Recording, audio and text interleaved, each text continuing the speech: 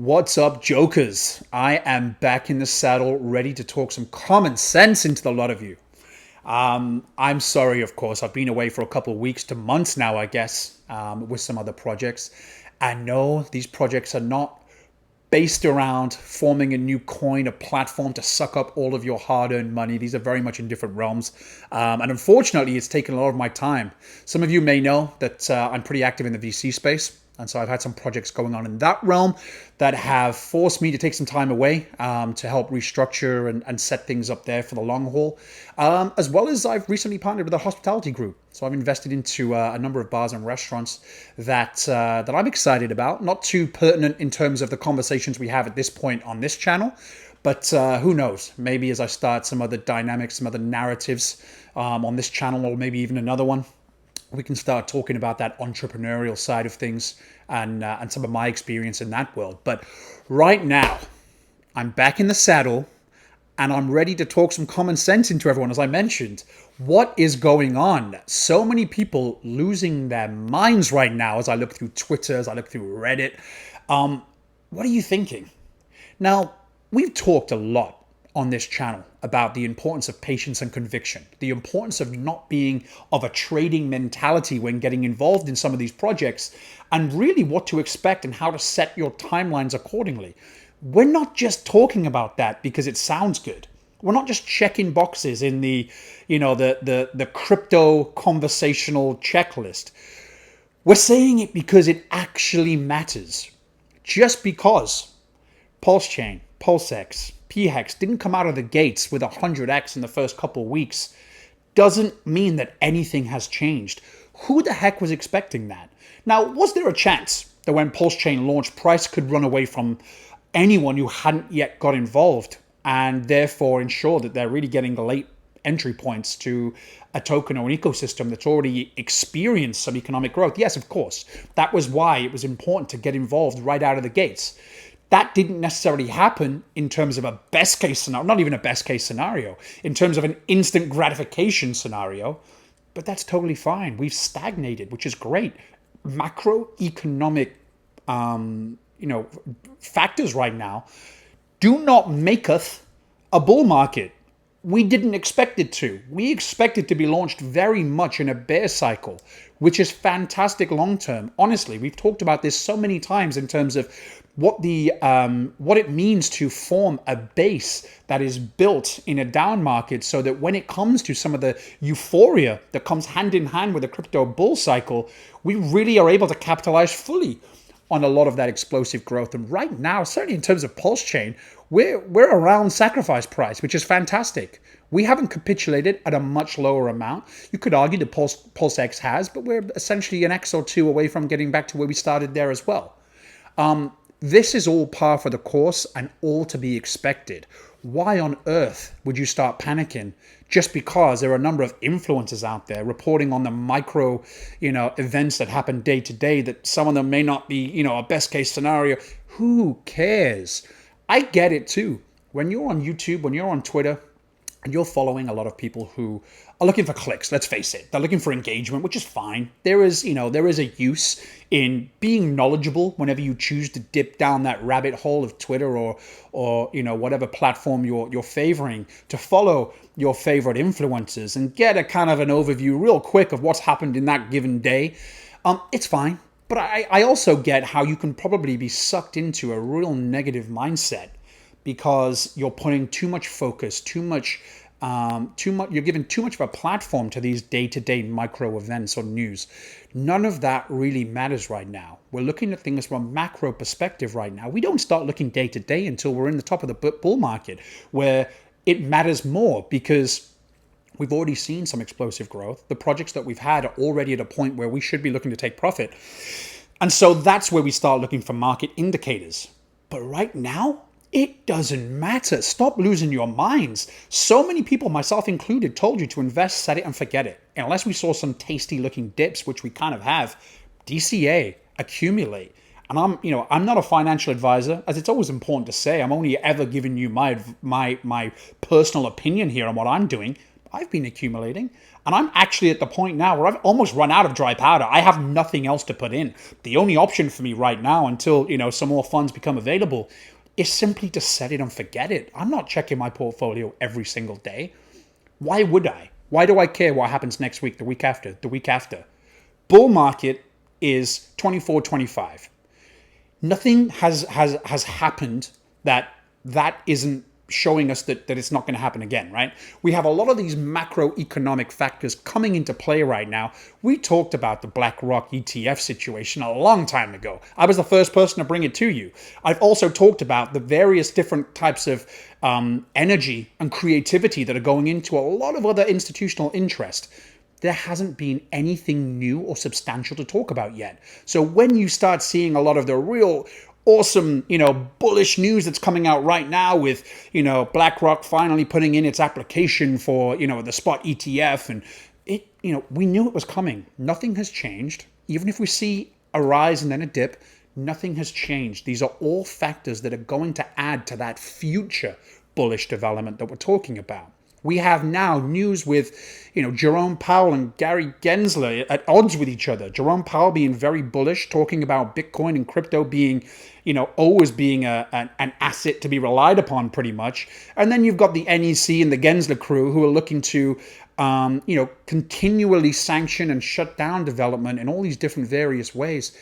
Right now, it doesn't matter. It's just a conversation. Of course, it's keeping the conversation relevant, which is great. It means that hopefully this network effect will continue to happen into the bull cycle, where we start seeing a lot more energy in the way we want it to be directed when we've gone through the ringer, when ultimately Gensler and the SEC crew take a step back and realizing they're hamstring in the US. We're not going to be keeping up with the rest of the world. These are all narratives we can predict. But of course, we've got to go through the ringer for that to happen. And right now, we're simply going through the process. It's in auto drive pretty much. So when I receive messages saying, oh, we haven't had any content for so long, we really need to hear your opinion, rest assured that even if I'm not being the most consistent with content at any given time, I will report on the things that have substance that I care about, that I think are meaningful to know. Until that point happens, don't worry too much. Don't get sucked in to the micro narratives that maybe you're seeing through other influencers or other YouTube channels. There's a place for them, and they're bringing value in different ways. And and I don't think it's so much of a fully negative effect that stuff's having. But if you're a newbie, if you're someone who's a little bit more fickle in their mentality, if like so many people who invested into this ecosystem, a lot of your hopes and dreams are reliant on the fact that these projects, the Pulsechain, Hex, PulseX, they're going, your hopes and dreams are tied to the successes of those platforms. I totally understand the import that you're putting on that, whether it be consciously or subconsciously. And allow me to tell you now, this is not the time you want to worry about it. If you've already invested, if you haven't invested but you have some dry powder, my opinion is it's prime to get involved in any of these right now. We have a good time ahead of us, and that's going to be dependent on some real energy coming into the market that coincides with the bull market, the Bitcoin halving, and all of those knock-on events that always happen given a bull and a bear market. We are setting ourselves up right now by accumulating. Think about your wealth, not in dollar amounts, but in the amount of coins that you have. Now, I'm not sure what I'm going to title this video. Maybe something that's a little bit more eye-catching, like, can Pulsechain still make you a millionaire? It's such a stupid question to ask, because obviously that's dependent on a number of variables. But in my opinion, has the long-term success of this ecosystem changed? Absolutely not. It's amazing to me that even some of the influencers out there have changed their narrative, or at least they've set a lot lower bars for what they're expecting from this ecosystem out of nothing else except the fact that we didn't have a blow-off launch, which in my mind is a good thing for long-term stability. And the fact that market sentiment seems to be less entertaining of some of those bullish or real bullish expectations. For me, nothing's changed. Will you become a millionaire through a Pulsechain? Well, let me ask you this. From where it is right now, let's say, do you have enough money there that if it does 1000x, you will become a millionaire?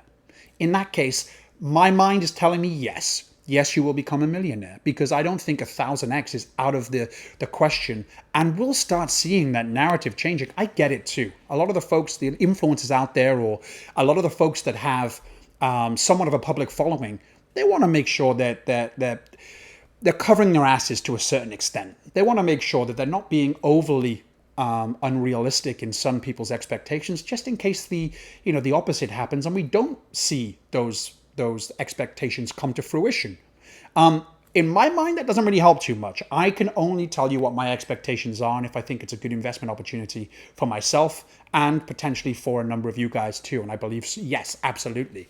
Nothing has changed in my opinion, certainly in the crypto space, where I am following a lot of different cryptos right now to see, a lot of different sectors, and nothing is showing me more of a bullish future in terms of my own predictions than Pulsechain and Pulsex and even Hex. This whole ecosystem, I think, is going to go through a huge boom. Now, we're having questions pop up all the time about whether Richard Hart is taking a step back. No, look, it's the same situation with Richard Hart as well. There's nothing to report on right now. He's giving us updates, I guess, and some of the edits and the tweaks that are happening to the platforms. Fantastic. Yeah, it's operational. It's great. We have a lot of people in this community who are still remaining active and bullish in these projects. But just because Richard isn't tweeting every day or every week or ever really right now doesn't make for any kind of change in our long-term expectations. He'll pick it. He's not an idiot. He'll pick up those streams again as we start approaching a time frame where it makes sense, where you'll actually have some bullish things to talk about. When we start seeing a number of X's, when we start seeing the huge amount of funding that's going to matriculate down to the rest of crypto from this large entity, this large traditional finance entities that are coming into the realm, we'll start seeing the knock-on effect of all of that. But right now is not the time. Now, from a retail perspective, right now, DCAing in to this ecosystem looks like a very, very intelligent move to make. We've gone through the ringer. We've always looked back in hindsight and thought to ourselves, promising projects, wow, when that backtracked, it was a no-brainer to get in. Why didn't I do that? This is one of those situations. You will be looking back months from now, next year, the year after, and think to yourself, why, oh why, did I not listen, get involved in those projects where prices were relatively low and enticing before they ran away from me? And look, there are a lot of people who either don't have the funds right now or who are just panicked and it's their first ring. Maybe this is the learning curve they need. Maybe this is an educational process where the next time an opportunity comes along like this, they learn from their experience. This is one of those times I'm learning from my experience. This is a situation where we should be really looking to accumulate, like I said. Now, the institutional investment into something like a Pulsechain is going to take a slightly different dynamic. They're institutions. They traditionally always look for very different flags than we do. Their vetting process is a lot different. They need to see initial stages of momentum before they deeply invest into some of these things. So it's no surprise right now that Pulsechain and PulseX or Hex even haven't seen any major institutional investments. It's not that time yet. We're still in retail mode. Well, we're still in early intelligent retail mode. Those who haven't shit the bed and panicked sold right now, the intelligent investors, retail investors, are accumulating. It's DCA time. Next year, when the bull market takes off, we've seen a number of X's throughout this ecosystem, a lot more projects, a lot more partnerships, a lot more of an ecosystem footprint elaboration. Once that begins to happen, that's then checking some of the boxes for this institutional wealth to start matriculating into the ecosystem. It's going to take a while. It's also not going to be a surprise when that happens. Just like it wasn't a surprise to see some of these institutions now getting creative and starting to follow on the trail of BlackRock in applying for some of these ET. It's just the start. I will start reporting as soon as I hear a lot more about, for sure, how a lot of this creative thinking from these traditional institutions comes to fruition, as I've said before.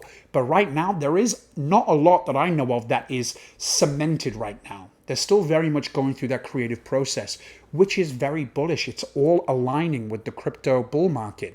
These institutions know that too.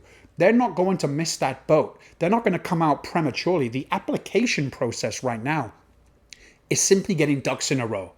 And so don't be surprised if in 6 months, 12 months' time, we start seeing a lot more of a bullish mentality around this institutional interest taking on different new forms. I'm telling you, it's 100% going to happen. It can't not. And I know it's easy to get sucked into that negative sentiment with various different SEC sanctions and regulations and court cases and other things that are coming under scrutiny. This is all par for the course. It's definitely going to happen. And I can't stress enough how taking a step back, you've heard the saying before, when in doubt, zoom out. Do it. Follow that advice. Zoom out and don't get sucked into the minutia of everyday news, because ultimately it's trending in the direction we want it to trend in. And so I'm going to try my best to be a lot more consistent. I'm going to, I get it too. I get that sometimes all it takes is a little bit of a reaffirmation of some of your initial bullish thoughts and just the substantiation from someone else who maybe has a little bit more experience in the sector to calm the waters a little bit and, explain why in the short term, in the midterm and in the long term, how different scenarios are expected. Just know this, for the sake of this video, for the sake of talking a little bit of common sense into a lot of you out there, nothing really has changed. Unless you are a trader, and we're seeing those traders in abundance right now, selling, panic selling, in moments where they're trying to take advantage of these little fluctuations. For the majority of us, that's not worth our time. Even for the experienced traders, more are coming out at a loss than they are coming out at a win. So if you are in doubt, you already have a position in this ecosystem, wherever you think it's going to make more sense for you. Just sit back. If you are unsure, even if you have dry powder sat on the side and you're not fully convinced or confident right now to dollar cost average in, don't. I will be, but if you choose not to, don't panic sell. Sit and wait, and I believe we'll be having a very different conversation this time next year when things are looking a heck of a lot more bullish and a lot of these kind of positive market sentiments and catalysts that we're expecting come into full swing. And then, of course, sentiment changes. The expectations are even more bullish. No one's worried about being unrealistic because all of a sudden we've smashed through certain numbers. I'm telling you right now, this is the game we play. It's ultimately up to you to make your own mind up, but it's also important to not lose that patience and conviction. I feel like a school teacher keeps saying that, but I've learned this the hard way. You don't have to. There are a lot of people out there saying the same thing. And if you really take a look closely, it's often the people who are the more experienced traders or the most real world investment experience that are saying that patience is the game. There's nothing to gain from it right now, apart from maybe long-term pumping bags, but that's good for everyone. I'm not selling nada. I will be dollar cost averaging in whenever it makes sense. Obviously, I'm working on my own dry powder right now as I've got 1,000,001 different things going on. But to me, in my life, this ecosystem is something that I'm viewing as a primary focus for a return. This is something that I'm prioritizing over many other things. And that's not because I kind of half-heartedly believe this is going to do well. I strongly believe that this ecosystem in general is going to bring back some fantastic returns. And I believe that given the way that the crypto market is evolving, this could be one of the last major no-brainer opportunities that we in this generation have to take advantage of in this way. And so I intend to capitalize. This channel will continue to showcase that message until it changes. If something monumental changes, I will tell you, hey, you know what? This isn't something I believe in right now. I'm also only going to bring projects to the table that I believe in outside of this ecosystem. Nothing is going to be a half-hearted, this looks kind of good. I've received, even since, being inconsistent with my videos over the last couple of weeks, 50, 60 projects that, they want. I'm not reporting on any of them. It's always going to be something that I believe in. Right now, this is something I believe in. Nothing is changing. Nothing of substance is happening right now that is going to affect this ecosystem long term. We need to focus on macro events, not get sucked into the day-to-day, and just remain optimistic. Nothing is showing you that you shouldn't be optimistic right now. You're still very early. The majority of people, both retail and institutional, are not involved yet, let alone now where we've shaken out all the weak hands or the majority of. It's boding very, very well long term. So I don't want to be redundant. I will be back soon with another video, of course. But right now, let this ease your mind a little bit. We will start talking more, I guess, about some of this ETF, scenario we find ourselves in. But right now, there isn't too much to say that we haven't already said. We knew it was happening. I told you it was going to happen, and it will continue to happen. Hopefully, within this new traditional finance meets crypto world, we have some real substantial things taking place that we can talk about, because we believe it's going to have a real good or a real bad effect on the crypto market going into this next bull cycle. That is what we're aimed at. That is what we're building our bags for. And that is what is going to change our monetary situation in the not too distant future. Just be patient. Don't let the day-to-day news shake you out. I can't say that enough. And I'll catch you on the next one.